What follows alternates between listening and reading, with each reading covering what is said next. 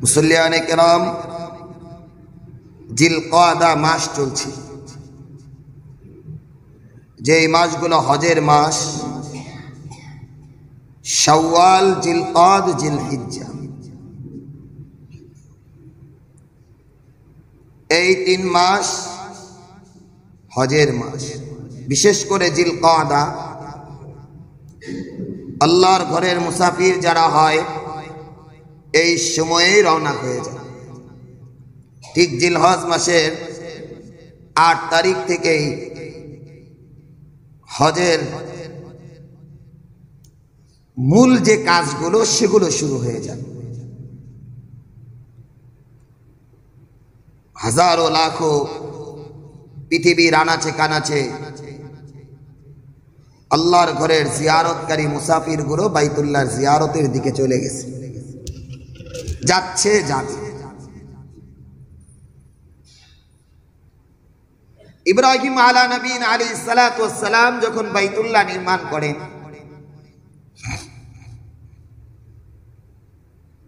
ইনশাআল্লাহ আগামী সপ্তাহে খুব সংক্ষিপ্ত আকারে ইব্রাহিম আলা নবীন আলাইহিস সালাতু ওয়াস সালামের জীবনীটা বলা, কারণ কুরবানি আসলেই এই মহান মানুষটার জীবনীটা আমাদেরকে স্মরণ করিয়ে দেয়।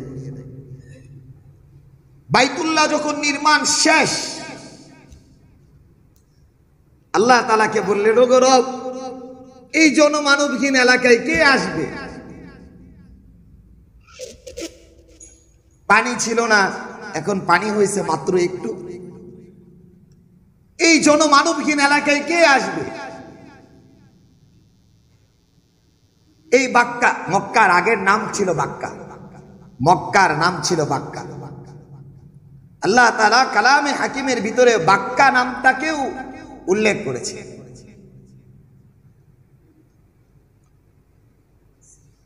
আল্লাহ তাআলা কি বলতেছেন ইব্রাহিম আলা নবীনা, ওগো আল্লাহ, এই বাক্কা শহরে আসবেটা কে?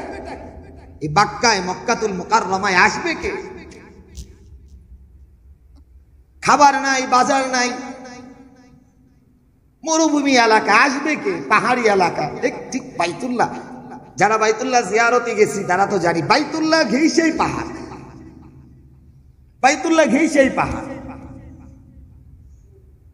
যেদিকে তাকাবেন শুধু পাহাড় দেখতেছেন, এই বাইতুল্লাহ থেকেই পাহাড়। এখন তো অত্যাধুনিক পদ্ধতিতে তাও পাহাড়, আর আগে তো পাহাড়ের চূড়ার, পাহাড়ের মাঝখানে বাইতুল্লাহ। ঠিক আল্লাহ তাআলাকে বললেন ইব্রাহিম আলা নবীনা আলাইহিস সালাতু ওয়া সালাম, আসবে কে এলাকা?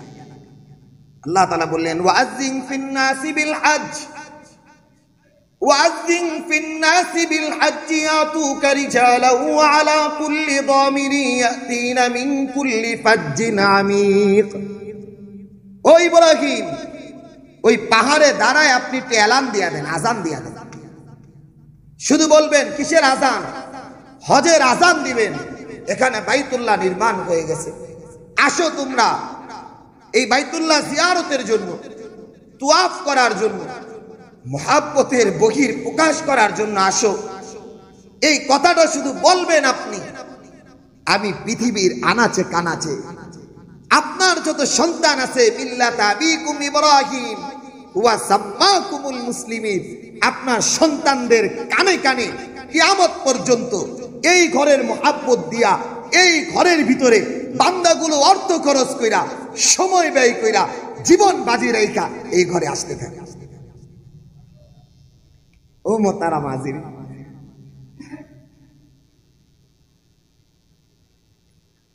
ডাকছেন, দোয়া শেষ হয়ে গেছে। কিয়ামত পর্যন্ত পৃথিবীতে যত দর্শনীয় স্থান থাকবে, যত দেখার মজার জায়গা থাকবে, বাকি বাইতুল্লাহ এমন একটা জিনিস, শুধুমাত্র চোখ জুড়ায় না, আপনার অন্তরটাকে বাইতুল্লাহ টাইনা নিয়ে যায়।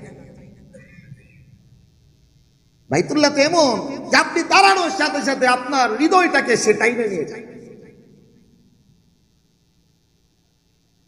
ও মোহতারাম হাজিরিন, আল্লাহ রাব্বুল আলামিন নামাজকে যেমন ফরজ করেছেন, যাকাতকে যেমন ফরজ করেছেন, হজ তেমনই ফরজ করেছেন, তাওহীদটা যেমন ফরজ, নামাজটা যেমন ফরজ, যাকাতটা যেমন ফরজ, তদুরূপ বাইতুল্লাহর জিয়ারত করা, হজ করা, যাকে আল্লাহ তাআলা সামর্থ্য দিয়েছেন তার জন্য বাইতুল্লাহর জিয়ারত করাটাও ফরজ।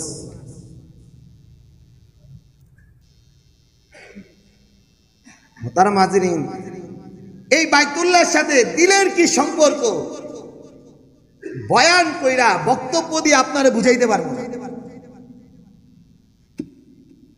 জীবনে কোনোদিন আপনারা বুঝাইতে পারবো না। আল্লাহর এক বান্দা ইসমাইল শহীদ রহিমাহুল্লাহ তাআলা আজিব এই মানুষগুলা মুহাব্বতের স্বাদ পাইতেন, ইবাদতের স্বাদ পাইতেন, জমজমের পানি পান করতেছেন আর চিৎকার করে বলতেছেন, আবে জমজম খুরুদাবুদম, আবে জমজম খুরুদাবুদম, আবে শুরা কাইকুনম, পাসে বানি খুরুদাবুদম, আবে শুরা কাইকুনম। ও রব, এই জমজমের পানির দ্বারা আমার আত্মতৃপ্তি হয় না। জমজমের পানির দ্বারা আমার আত্মতৃপ্তি হয় না। আমার তো আত্মতৃপ্তি হাউজে কাউসারের পানির দ্বারা আমার তৃপ্তি হবে। মেরে ভাই, কি মুহাব্বত দিয়া বাইতুল্লাহর জিয়ারত ছিল তাদের। আমাদের বাইতুল্লাহর জিয়ারত তো হয় লৌকিকতা, লোক দেখানো।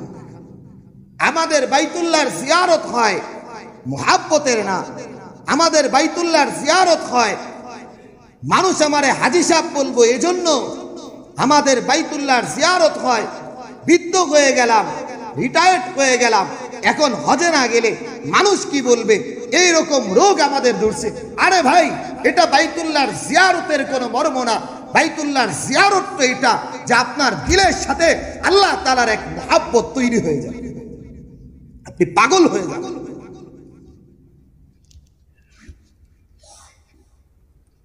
এই বাইতুল্লাহ জিয়ারতটা আলাদা আলাদা আলাদা ভাই, আলাদা। নামাজের ভিতরে শুধু শরীর লাগে, যাকাতের ভিতরে শুধু মাল লাগে, রোজার ভিতরে শুধু শরীর লাগে। হজ এমন একটা ইবাদত, শরীরের ইবাদত লাগবে, মালের ইবাদত লাগবে। মালটাও হইতে হবে হালাল, আর শরীরের শক্তিমত্তাও থাকতে হবে ইখলাসের সাথে।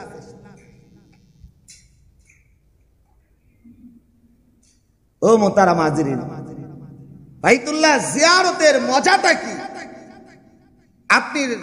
আপনার এই চোখ যদি বাইতুল্লাহ না দেখে কোনোদিন অনুভব করতে পারবেন না। হজরে আসওয়াদের ভিতরে চুমা দেওয়ার কি মজা আপনি কোনোদিন অনুভব করতে পারবেন না, যে পর্যন্ত এই ঠোঁট সেই হজরে আসওয়াদকে চুমা না দিতে, কখনোই বুঝবেন না। মুআজ্জাজ মুহতারাম মুসল্লিয়ানে কেরাম, হজ এমন এক ইবাদত যেটার সাথে শুধুমাত্র আল্লাহ তাআলার সাথে সম্পর্ক থাকবে।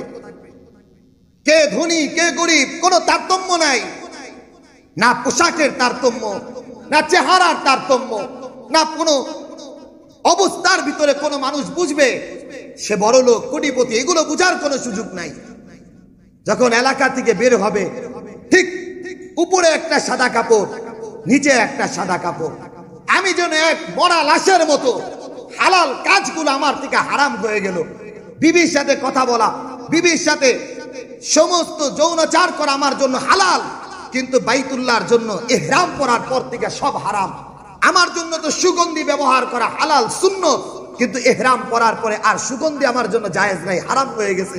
চুল আশ্রানো তো বৈধ, আমার চুলগুলো যদি আশ্রয় একটু তেল দেয় এটা বৈধ, ইসলাম এটাকে হারাম করে নাই। কিন্তু আপনি ইহরাম পরার পরে না আপনি তেল দিতে পারবেন, না আপনি চুলটাকে আশ্রাইতে পারবেন। পাগল হয়ে গেছেন আপনি এখন, পাগল। পাগলের যেমন তেলের কোনো ধান্দা নাই, আশ্রানোর কোনো ধান্দা নাই। পাগল যেমন এক পোশাকে দৌড়াইতে থাকে, আপনিও এক পোশাকের উপরে বাইতুল্লাহ জিয়ারতের যায় চিৎকার করে বলতেছেন, লাব্বাইক আল্লাহুম্মা লাব্বাইক, লাব্বাইক লা শারীকা লাক লাব্বাইক, ইন্নাল হামদা ওয়ান নি'মাতা লাকা ওয়াল মুলক লা শারীকা লাক। আপনি যেন চিৎকার করে শুধু বলতেছেন, আল্লাহ আমার পোশাক ছেড়ে দিছি, ঘরটা ছেড়ে দিছি, বাড়িটা ছেড়ে দিছি, পরিবারটা ছেড়ে দিছি, বিবিরে ছেড়ে দিছি, আমার জীবনের এক সৌন্দর্য পরিপাটি থাকা সব ছাইরা দিয়া আমি পাগল হইয়া আপনার জন্য দৌড়াইতেছি। এটা হলো হজের মর্ম, এটা হজ। আপনি একেবারে পাগল। পাগল যেমন ঘুরতে থাকে, রাস্তার ভিতরে চলতে থাকে, আপনিও পাগল। তোয়াফ করতেছেন, তোয়াফ করতেছেন, তোয়াফ করতেছেন, মাথায় টুপি নাই, মাথা খালি। আপনি কোটিপতি, কোনো পরিচয় নাই। আপনি শিল্পপতি, কোনো পরিচয় নাই। আপনি দরিদ্র অসহায়, কোনো পরিচয় নাই। সব যেন সাদা কাপড়ে একভাবে লাব্বাইক বলতেছে আর তোয়াফ করতেছে। এক পাগলের মিলন মেলা সেখানে। ঠিক আরাফায় পাহাড়ের উপরে অবস্থান করতেছে। পাহাড়ে আর রোদের তীব্রতা যে কি পরিমাণ, তাও মানুষগুলো চিৎকার করে করে আরাফার ময়দানে কাঁদতেছে আল্লাহ তাআলার কাছে। আবার মুজদালিফায়, মিনায়, আবার কঙ্কর নিক্ষেপ, আবার বাইতুল্লাহর জিয়ারত। কেন এটা? বান্দা আল্লাহ তাআলার সাথে এক গভীর মহব্বত তৈরি করছে। আল্লাহ, তোমার এই ঘরের সাথে তোমারে দেখি নাই, তোমারে দেখি নাই, তোমার মহব্বতে এমন পাগল হয়ে গেছি, তোমার ঘরের ভিতরে আমি প্রদক্ষিণ করতেছি, তোমারে দেখি নাই, কিন্তু তোমার দেখার আশা আমার দিলের ভিতরে এমন করে জ্বলন তৈরি করছে, আমি তোমার ঘরের ভিতরে প্রদক্ষিণ করতেছি, এজন্য আমি যেন তোমার সাক্ষাৎ পেয়ে যাই। মোহতারাম হাজিরিন, এই বাইতুল্লাহর অবস্থাটা এমন,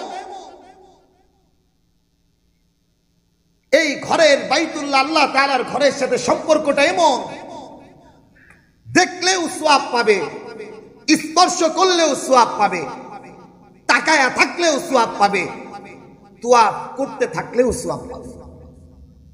আল্লাহর ঘরটা এমন, শুধু বান্দা তাকায়া থাকবে, শুধু তাকায়া থাকবে বাইতুল্লাহ। আল্লাহ তাআলা ওই বান্দাকেও কমসে কম 10টা করে নেকি তার আমল নামার ভিতরে দিবেন। শুধুমাত্র তাকায় থাকবে, তবু সে সওয়াব পাবে। বাইতুল্লাহকে স্পর্শ করবে, তবু সে সওয়াব পাবে। বাইতুল্লাহকে তোয়াফ করবে, তবু সে সওয়াব পাবে। মজার এক জায়গাকে আল্লাহ তাআলা রেখেছে। কিন্তু মুহতারাম হাজিরিন, নসিব যার ভালো, কপাল যার ভালো, সে বাইতুল্লাহর জিয়ারত। আপনার অর্থ বাইতুল্লাহ জিয়ারত করতে পারবে না। অর্থ কখনো আপনাকে বাইতুল্লাহর দ্বার পর্যন্ত নিতে পারবে না। গত বছরের আগের বছরও এক মুআল্লিম আমার এক ঘটনা শোনাইছে। বলে, হুজুর, 4 বারে সে 4 বার নিবন্ধন করছে। 4 বার হজের জন্য 4 বার নিবন্ধন করছে। 4 বারই সে মানে হজের টাকা দিয়া টাকা তুইলা ফেলাইছে। 4 বার এই যাইতে পারতেছি না, যাইতে পারতেছি না। শেষবার উনি অসুস্থ হয়ে যায় ওই সময়টা। এজন্য উনি রমজানে একেবারে বাইতুল্লাহর জিয়ারতে গেছে, একেবারে 4 মাসের ভিসা নিয়ে, যে রমজানও থাকবে, আগে ভাগে চলে গেল। ঠিক হজের সময় আসলে সে অসুস্থ হয়ে যায়। রমজানেই চলে গেছে সে, রমজান থেকে হজ করে আসবে। মুআল্লিম বলেন যে, হুজুর ঠিক আমাদের সাথেই গেছে, উনার আমরা বাসা টাসা দিয়ে আইসা বসছি। হজের আগে ঠিক 8 তারিখে হজ শুরু, 5 তারিখ থেকে সে এমন অসুস্থ হয়ে পড়ছে, সে আর আরাফায় যাইতে পারে না। অর্থ আপনাকে বাইতুল্লাহর জিয়ারত দিতে পারবে না, অর্থ আপনার কপালে হজ নসিব হবে না। মুহাব্বত যার যেই পরিমাণ হবে, দিলের সাথে আল্লাহ তাআলার মুহাব্বত যেই পরিমাণ হবে, আল্লাহ তাআলা ওই বান্দাকে অর্থ ছাড়াও বাইতুল্লাহর জিয়ারত করাবেন। এই বছরের কাহিনী বলতেছি, এই বছরের কাহিনী। আল্লাহর এক বান্দা বাইতুল্লাহর জিয়ারতে গেছে এই বছর রানিং এখন এই বান্দা হজে আছেন। ঠাকুরগাঁর মানুষ, ঠাকুরগাঁ, রংপুরের ঠাকুরগাঁর মানুষ বাইতুল্লাহর জিয়ারতে গেছেন। মুআল্লিম জিজ্ঞাসা করছে, একেবারে কৃষক মানুষ, দেখাই যাইতেছে গ্রাম্য মানুষ। জিজ্ঞাসা করছে, চাচা আপনি বাইতুল্লাহর জিয়ারতে আসলেন কিভাবে? আপনার তো দেখে মনে হয় না কোনো টাকা পয়সা আছে। বলে বাবা বাইতুল্লাহ জিয়ারতে আসছি, পিছনে অনেক কাহিনী। বলে কি কাহিনী বলেন? বলে আজ থেকে 30 বছর আগে 18টা গাছ গাড়ছিলাম আল্লাহর ঘরের জিয়ারত করবো বলে। 18টা গাছ গাড়ছিলাম। ঠিক সেই 18টা গাছ প্রত্যেক দিন রাতে পানি দিতাম আর চিৎকার করে বলতাম, আল্লাহ তোমার ঘরের জিয়ারত করতে চাই, গাছগুলা বিক্রি করে। এভাবে প্রত্যেক দিন যায়, গাছ বড় হইতেছে। বলে গত বছরের আগের বছর একটা গাছ কেবলমাত্র বড় হয়েছে উকেলেকটার, গাছটা বিক্রি করার পরে 30,000 টাকা হয়েছে, আমি নিবন্ধনের টাকা দিয়ে দিছি। এরপরে 18টা 17টা গাছ 6.5 লক্ষ টাকা বিক্রি কইরা আমি আল্লাহর ঘরে আসছি। মুহতারাম হাজিরিন, বলেন তো আপনি, যেই মানুষটা 30 বছর যাবত অপেক্ষা করতেছে বাইতুল্লাহর জিয়ারত করবে, গাছের ভিতরে পানি ঢালতেছে, এই মানুষটার হজটা রব্বে কারীমের কাছে কি পরিমাণ কবুলিয়া। দিলের সাথে হজের সম্পর্ক, অর্থ করলে হজ হয় না, অর্থ করলে আপনি যেতে পারবেন না। বাইতুল্লাহর সাথে যেই পরিমাণ আপনার মহব্বত হবে, আল্লাহর ঘরের সাথে যেই পরিমাণ আপনার মহব্বত হবে, বাইতুল্লাহর সাথে দিল যেই পরিমাণ লাগবে, আল্লাহ তাআলাকে দেখার এক স্বপ্ন যেই পরিমাণ আপনার দিলের ভিতরে আসবে, আল্লাহ তাআলা আপনার অর্থ ছাড়াও বাইতুল্লাহর জিয়ারত করা।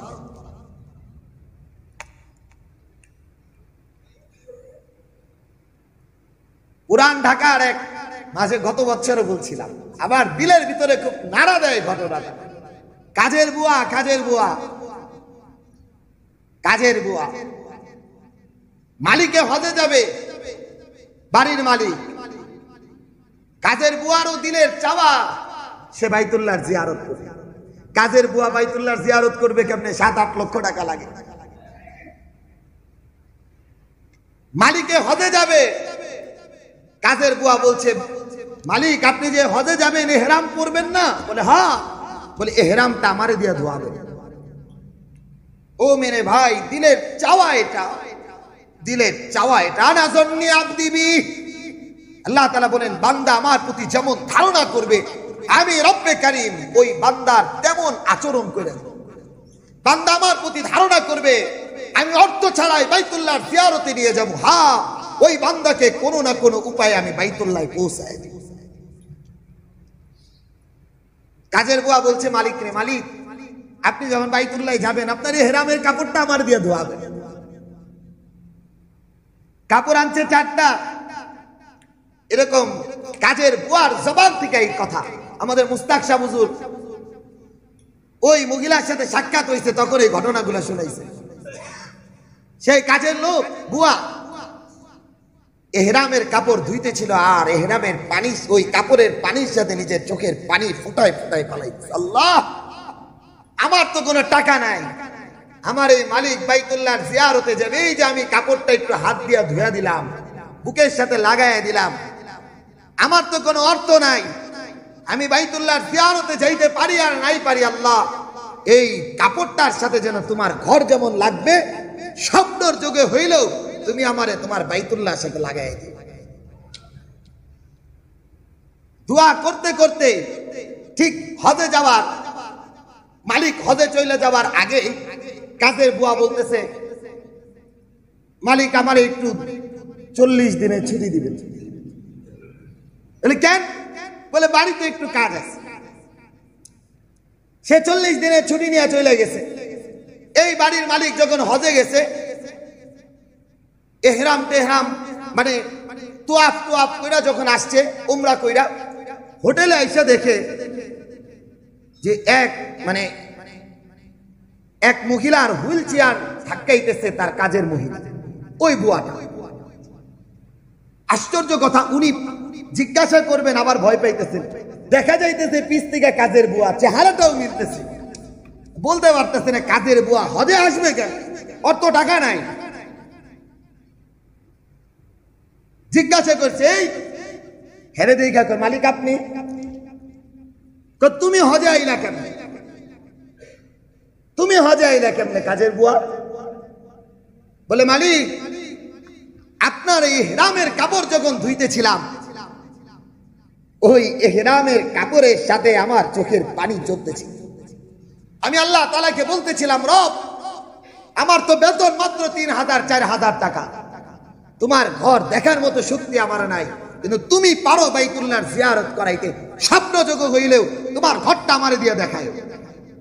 এই কথা বইলা 2 সপ্তাহ যাইতে না যাইতে আমার আরেক এলাকার লোক, সে আরেক লোকের কাজ করে, সে একটু বিদ্যা, ওই মালিক ও স্বামী আর স্ত্রী হজে যাবে, তার স্ত্রীটা একটু অসুস্থ, তার হুইল চেয়ার ধাক্কানোর জন্য একজন লোক লাগবে বাইতুল্লাহর জিয়ারতে যাওয়ার জন্য। কাজের বুয়ারে কইছে তুমি যাবা? বলে না, আমি একটু অসুস্থ। বলে তাহলে একটা জোগাড় করে দাও। যা এই কাজের বুয়ারে কইছে তুই যাবি নাকি হজে? লাভ দিয়া উঠছে, বলে আরে আমার জীবনের স্বপ্নই তো বাইতুল্লাহর জিয়ারতে যাবো। বলে একদিনের ভিতরে পাসপোর্ট কইরা এই তো আল্লাহ তাআলার টাকা ছাড়া বাইতুল্লাহর জিয়ারতে আসছে। মেরে ভাই, মহাব্বত লাগবে, দিলের এক সম্পর্ক লাগবে। এই সম্পর্কটা যখন হয়ে যাবে অর্থের প্রয়োজন পড়বে না, অর্থের প্রয়োজন পড়বে না। দিলের সাথে সম্পর্ক হইলে আল্লাহ তাআলা আপনাকে বাইতুল্লাহকে স্পর্শ করায়। নারায়ণগঞ্জের টিএনটি মসজিদের ইমাম সাহেব আব্দুল আউয়াল সাহেব হুজুরের কাছে এক রিকশা চালক আসছে। হযরত আইসা বলছে, রিকশা চালক, হযরত আমার না বাইতুল্লাহ যাইতে মনে চায়। রিকশা চালক আমার না বাইতুল্লাহ যাইতে মনে চায়। হযরত বললেন, ঠিক আছে, তোর তো কোনো টাকা নাই। বলে না হুজুর, আমার তো সারাদিন যা পাই তাই। বলে শুন, একটা কাজ কর, প্রত্যেক দিন ভাড়া মারবি, যে সর্বশেষ যে টিপটা মারবি তার কাছ থেকে টাকা নিবি। এই নিয়তে আল্লাহ তোমার বান্দার খেদমত করছি, তুমি তোমার ঘরটা আমারে দিয়ে দেখায়। এই নিয়তে শেষের ব্যক্তির টাকা নিবি না। ঠিক 1 মাস সে প্রত্যেক দিন শেষ যে টিপটা হয়, যে উঠুক তার কাছ থেকে সে ভাড়া নেয় না। বলে ভাই আপনার ভাড়াটা লাগবে না। চলতে চলতে নারায়ণগঞ্জ তো শিল্প এলাকা, এক ইন্ডাস্ট্রিজের মালিক ওই রিক্সায় উঠছে। যখন ভাড়া রিক্সা চালক ভাড়া নিতে না করছে, যে ভাড়া নিব না আপনার, ওই মালিকের মেন্টালিটির ভিতরে লাগছে আমার কাছ থেকে ভাড়া নিবে না রিক্সা চালক। আশ্চর্য ব্যাপার। জিজ্ঞাসা, কিরে তুই আমার কাছ থেকে ভাড়া নিবি না কেন? সবাই তো ভাড়ার জন্য চাপাচাপি করে, আর তুই আমার কাছ থেকে ভাড়া নি? বলে না, এটা আমার একটা দিলের চাপা, আমি ভাড়া নি। বলে না, বাস্তবতা বল। বলে বাস্তবতা কইল, টিএনটি মসজিদের ইমাম সাহেব আব্দুল আউয়াল সাহেব হুজুর বলছেন তুই বাইতুল্লাহ, আমি বাইতুল্লাহ জিয়ারতের কথা বলছি হুজুরকে। হুজুর বলছে সর্বশেষ যে টিপটা নিবি তার কাছ থেকে ভাড়া নিবি না। শুধু এই নিয়তে আল্লাহ তোমার বান্দার খেদমত করতেছি, যেন তোমার ঘরটা আমার দিয়া দেখা। সে কয় আসলে এই কথা? বলে হ্যাঁ। বলে শুন, আগামী বছরেই তুই হজে চলে যাবে। ঠিক আগামী বছর এই রিক্সা চালক, ওই মালিক, ওই ইন্ডাস্ট্রিজের মালিক পাসপোর্ট পর্যন্ত করায়া যাতায়াতের সমস্ত খরচ দিয়া বাইতুল্লাহ ঘুরাই আনছে। ও মুহতারাম হাজিরিন, আল্লাহ তাআলার সাথে যদি আমার সম্পর্ক হয়, আল্লাহ তাআলা কোনো না কোনো ভাবে বাইতুল্লাহ জিয়ারতে ফালাবেন।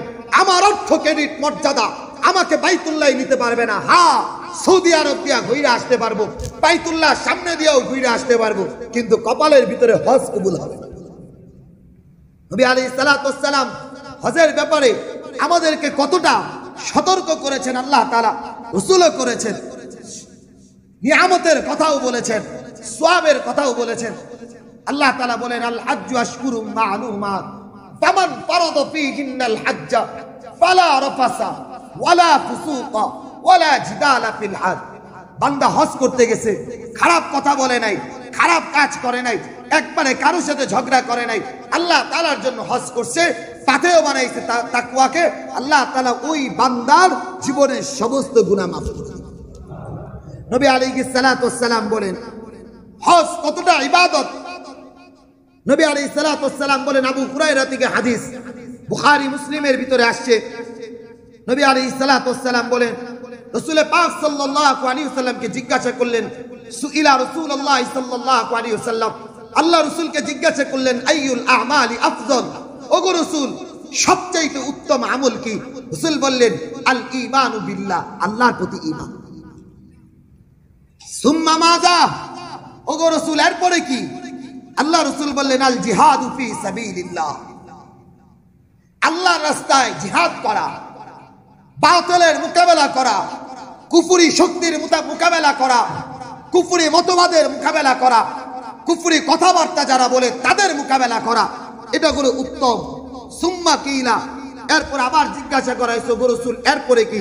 রাসূল বললেন হজ্জুল মাবরুর, হজ্জুল মাবরুর, যার হজটা আল্লাহ তাআলার কাছে কবুল হয়ে যায় এমন একটা হজ সমস্ত আমলের চাইতে উত্তম আমল। নবী আলাইহিস সালাতু ওয়াস সালামকে জিজ্ঞাসা করলেন ওগো রাসূল এই হজ করলে কি ফায়দা? নবী আলাইহিস সালাতু ওয়াস সালাম বলেন, আবু হুরায়রা থেকে হাদিস বর্ণিত, সামিআতু রাসূলুল্লাহ সাল্লাল্লাহু আলাইহি ওয়াসাল্লাম ইয়াকুল, আবু হুরায়রা বলেন আমি রাসূল পাক সাল্লাল্লাহু আলাইহি ওয়াসাল্লাম থেকে শুনেছি, মান হাজ্জা ফালাম নারফুস ওয়ালাম নাফসুক রাজাআকা মিন দুনুবিকি কায়াউমিন ওয়ালাদাতহু উম্মু।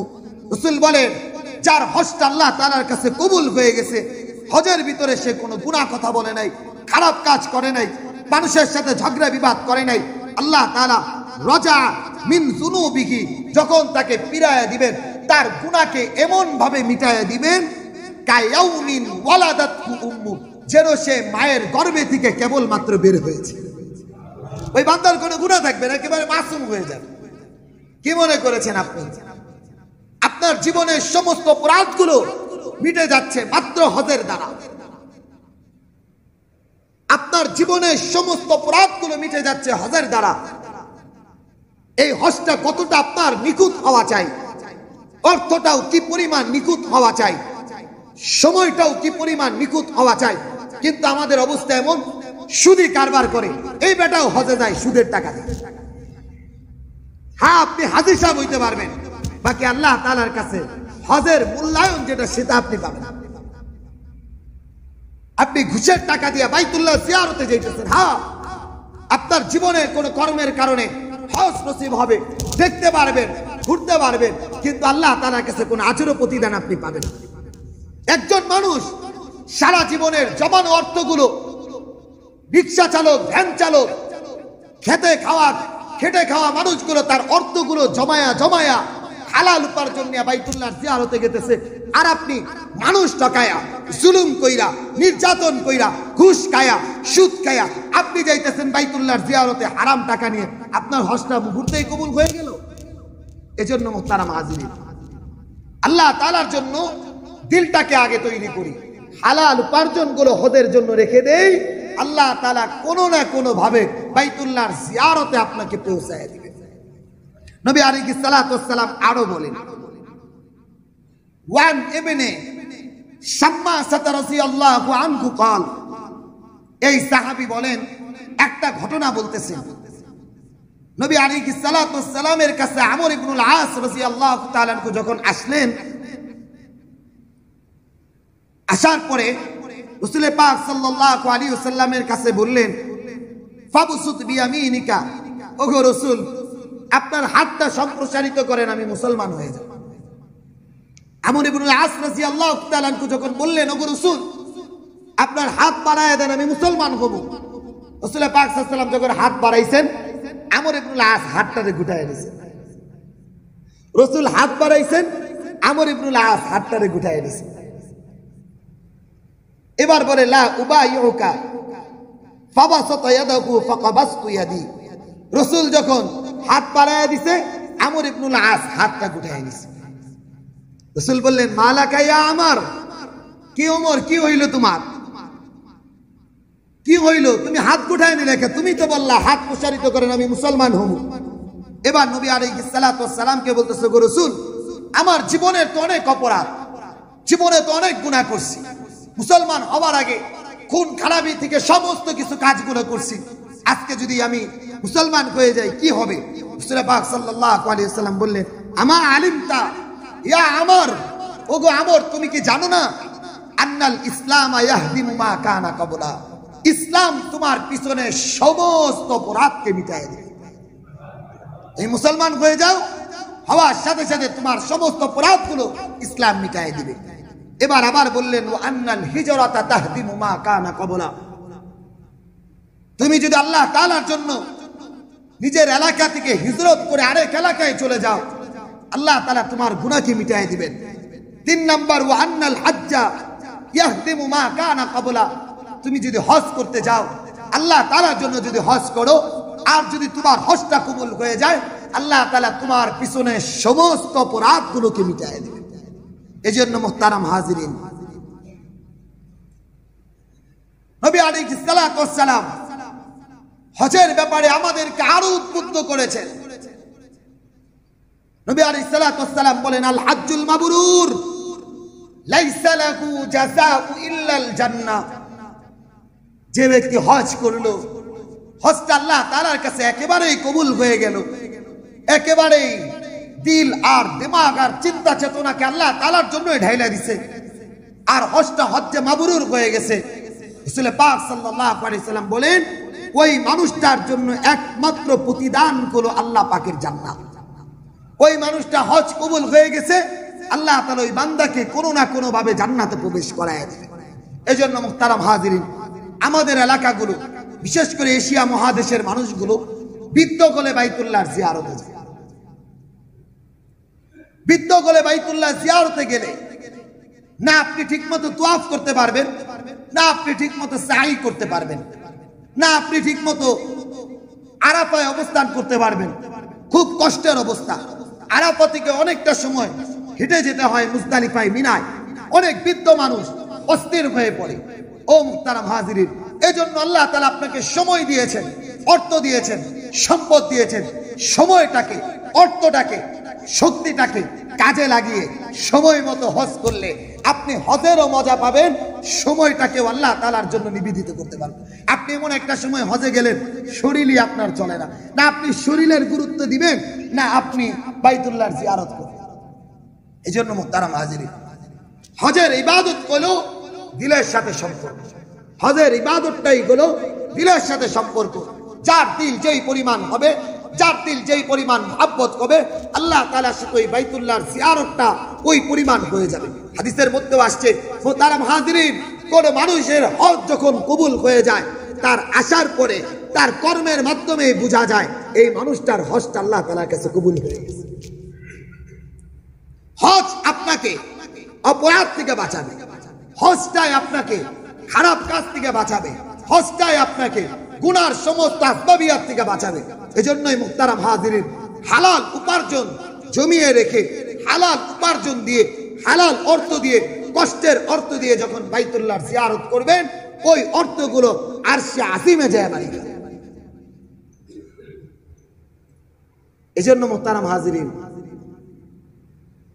নিজেকে ওইভাবে তৈরি করা হজের জন্য, সময়, বাস্তবতা, সমস্ত কিছু। অনেকেই দেখা যায় হজ না করেই দুনিয়া থেকে বিদায় নিয়ে চলে যায়, হজ না করেই দুনিয়া থেকে বিদায় নেয়। তার অর্থ ছিল, সম্পদ ছিল, আজকে যাই কালকে যাই, এমন করে করে আর যাওয়া হয় নাই। এমন কোন পরিবার থেকে যদি চলে যায়, তার জন্য বদলি হজ করানো শরীয়তের দৃষ্টিতে উত্তম কাজ। কেননা তার জীবনে একটা হজ সে রেখে গেছে, অর্থ ছিল, সম্পদ ছিল। এই সম্পদ দিয়ে আপনি পারলে, আপনি আপনার পরিবার থেকে পারলে কেউ তার বদলে হজ করিয়ে ওই মানুষটাকে অপরাধ থেকে বাঁচানো। নবী আলাইহিস সালাতু ওয়াস সালাম বলেন, রাসূল পাক সাল্লাল্লাহু আলাইহি ওয়াসাল্লাম বলেন, যে ব্যক্তি হজ করলো না, যে ব্যক্তি হজ করলো না, ওই মানুষটা ইহুদি হয়ে মারা যাক না নাসারা হয়ে মারা যাক, আমি রাসূলের কোনো দায়ী নাই। কতটা ধমকি দিয়েছেন রাসূল। যার অর্থ রয়েছে, সম্পদ, ক্যাপিটাল রয়েছে, কিন্তু সে হজ করতে পারলো না, রাসূল বলেন, চাই সে ইহুদি হয়ে মারা যাক, চাই সে নাসারা হয়ে মারা যাক, আমি রাসূল তার জিম্মাদার নই। এজন্য মুহতারাম হাজিরিন, আল্লাহ তাআলা আপনাকে সম্পদ দিয়েছেন, শেষ হয়েও যেতে পারে, যে কোনো সময় শেষ হয়ে যেতে পারে। আপনি হজের প্রস্তুতি নেন, দিলটাকে তৈরি করেন, আল্লাহ আমার এই অর্থগুলো, আমার এই সময়গুলো, আমার এই আসবাবিয়াতগুলো আপনার কাছে জমা রাখতেছি, আমি বাইতুল্লাহর জিয়ারতে যাব। মেহনত করতে থাকেন, অর্থ জমাইতে থাকেন, আল্লাহ তাআলা আপনাকেও বাইতুল্লাহর জিয়ারত নসিব করবেন। শুধু বাইতুল্লাহ না, কবুলিয়াতের হজ নসিব করবেন। আল্লাহ তাআলা আমাদেরকে বুঝার তৌফিক দান করুন। মুহতারাম হাজিরিন, অপরাধ করার পরে অপরাধ করার পরেও বান্দা আল্লাহ তাআলার দিকে ফিরে আসা চায়। কোথায় যাব, কার কাছে যাব তিনি ছাড়া? আমি অপরাধী, বসে না থাকা চাই। আমার অপরাধের জন্য কার কাছে ক্ষমা চাবো তিনি ছাড়া? কে আছে আমার? তিনি ছাড়া তো আমার কেউ নাই। কোন এক বান্দা বাইতুল্লাহ জিয়ারত করতেছে, বলে লাব্বাইক, উপর থেকে জবাব আসে লা লাব্বাইক, তোমার লাব্বাইক আমার কাছে গ্রহণযোগ্য না। পাশে বড় এক বুজুর্গ ফুযাইল ইবনে আয়াস রাদিয়াল্লাহু রাহিমাহুল্লাহ তাআলা জিজ্ঞাসা করলেন, বেটা তুই যে লাব্বাইক বলতেছিস, শব্দ শুনিস না, তোর লাব্বাইক তো আল্লাহ তাআলার কাছে গ্রহণ হইতেছে না। ফুযাইল ইবনে আয়াসকে বলেন, হযরত আপনি কতবার শুনলেন এই কথা লা লাব্বাইক? বললে এই তো কেবলমাত্র শুনলাম, তুই লাব্বাইক বললি, আর আরশে আজিম থেকে শব্দ আসতেছে লা লাব্বাইক, তোর লাব্বাইক আমার কাছে গ্রহণযোগ্য না। ফুযাইল ইবনে আয়াস বলেন, এই মাত্রই তো শুনলাম, একবার শুনলাম। সে আল্লাহর বান্দা বলে, আমি তো দীর্ঘ 10 বছর যাবত বাইতুল্লাহর জিয়ারতে আসতেছি, প্রত্যেকবার তোয়াফ করি, আমি লাব্বাইক বলি, আর প্রত্যেকবারই আওয়াজ আসে লা লাব্বাইক, তোর লাব্বাইক আমার কাছে গ্রহণযোগ্য না। এবার ফুযাইল ইবনে আয়াসকে বলেন ওই বান্দা, ও ভাই, আল্লাহ তাআলা যদি আমার প্রত্যেক বছরে প্রত্যেকটা শব্দ শোনার পরে যদি বলেন লা লাব্বাইক, তোর লাব্বাইক আমার কাছে গ্রহণযোগ্য না, এরপরেও বলো ভাই আমি রব ছাড়া কার কাছে যাব? যাবোটা কার কাছে? উনি ছাড়া। এই শব্দটা বলার সাথে সাথে আসমান থেকে আওয়াজ আসলো লাব্বাইকা ইয়া আবদি, ও বান্দা লাব্বাইকা ইয়া আবদি। যা বান্দা, তুই আমারে যখন ডাকছিস, তোর যখন ধারণা আমি ছাড়া কেউ নাই, যা, আমি তোকে একেবারে জীবনটাকে পুত পবিত্র করে দিই। এজন্য মুহতারাম হাজিরিন, যাবো কার কাছে? তিনি ছাড়া। আছে কে আমার? তিনি ছাড়া। এজন্য ইব্রাহিম আলাইহিস সালাতু ওয়াস সালাম দোয়া করতেন আর বলতেন, ইদা মারিতু ফাহুয়া ইয়াশফিন, আমি যখন অসুস্থ হই আমাকে একমাত্র শিফা দেন তিনি। ওয়াল্লাযী হুয়া ইউতঈমুনি ওয়া ইয়াসকিন, আমি যখন খাবারের, আমার যখন ক্ষুধা লাগে, আমার আসবাবিয়াত যদিও দেখতেছি আমাকে দিতেছে, কিন্তু আল্লাহ তাআলার ফজল আর দয়া আমাকে খাবার দিতেছে। শুধু তাই না, আমার যখন মৃত্যুবরণ হবে এটা আল্লাহ তাআলার জন্য হবে, আর যখন আমি দুনিয়া থেকে বিদায় নিব এই সমস্ত কিছু আল্লাহ তাআলার জন্য হবে। এজন্য মুহতারাম হাজিরিন, আল্লাহ তাআলার দিকে ফিরে আসা চাই। সর্ব অবস্থায় আল্লাহ তাআলার দিকে ফিরে আসা চাই। গত সপ্তাহে বলেছিলাম, কোন মানুষ যদি অপরাধকে অপরাধ মনে না করে, আমি অপরাধী, এই অপরাধটা যদি সে অপরাধ মনে না করে, ওই মানুষটার থেকে হিদায়াতের দরজা বন্ধ হয়ে যাবে। আমি তো বুঝতেই পারতেছি না অপরাধ কোনটা, কিন্তু আমি যদি কখনো বুঝি এটা আমার অপরাধ, এটা আমার অপরাধ, এই ভুলটা আমার হচ্ছে, আমি নামাজ পড়তে পারছি না, এটা আমি অপরাধী, আমি গুনাহ করতেছি, এটা আমি অপরাধী। ওই মানুষটা যখন অপরাধ, নিজেকে অপরাধী মনে করবে, এক পর্যায়ে যে আল্লাহ তাআলা তার কপালে হিদায়াতের মতো দৌলত দিয়া কবরে নিবে। ইব্রাহিম আদম আলাইহিস সালাতু ওয়াস সালাম গদ্দম খেয়েছিলেন শয়তানের চক্রান্তে। ইতিহাস জানি, কোন না কোন ভাবে উনি খাইছেন। পোশাকটা যখন খুলে পড়ে গেল, পড়ে যাওয়ার সাথে সাথে সিজদায় পড়ে গেল। একদিন না, 2 দিন না, 1 বছর 2 বছর না, 350 বছর এক শব্দ বইলা কাঁদছেন, রব্বানা যালামনা আনফুসানা ওয়া ইল্লাম তাগফির লানা ওয়া তারহামনা লানাকুনান্না মিনাল খাসিরিন। রব্বানা, হে আমার রব, যালামনা, আমি জুলুম করছি, নিজের উপর জুলুম করছি, আনফুসানা, নিজেই নিজের প্রতি জুলুম করছি, কিন্তু রব ওয়া ইল্লাম তাগফির লানা, আপনি ছাড়া আমার গুনাহ মাফ করনে ওয়ালা কেউ নাই। ওয়া তারহামনা, শুধু গুনাহ মাফ করলেই হবে না, আপনি আমার প্রতি রহম করতে হবে। যদি না করেন, লানাকুনান্না মিনাল খাসিরিন, আমি একেবারে ক্ষতিগ্রস্ত হয়ে যাব। একদিন 2 দিন না, একবার 2 বার না, 350 বছর সিজদায় পড়ে কাঁদছেন।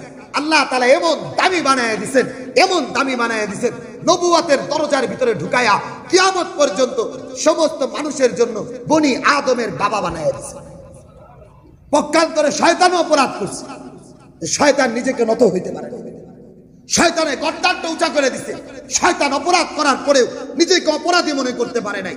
ও মুক্তারাম হাজিরিন, যারা অপরাধ করার পরে নিজেকে অপরাধী মনে করবে ওই মানুষটা ফেরেশতাদের মতো হয়ে যাবে। ওই মানুষটা নবীরা যেই দরজায় চলে গেছে ওই দরজার মাকাম পর্যন্ত চলে যাবে। আবু বকর সিদ্দিক যেই দরজায় চলে গেছে ওই মানুষটা ওই দরজায় চলে যাবে। যারা অপরাধ করার পরে নিজেকে অপরাধী মনে করতে পারবে না ওই মানুষটা আস্তে আস্তে হিদায়াত বন্ধ হয়ে শয়তানের দরজায় চলে যাবে।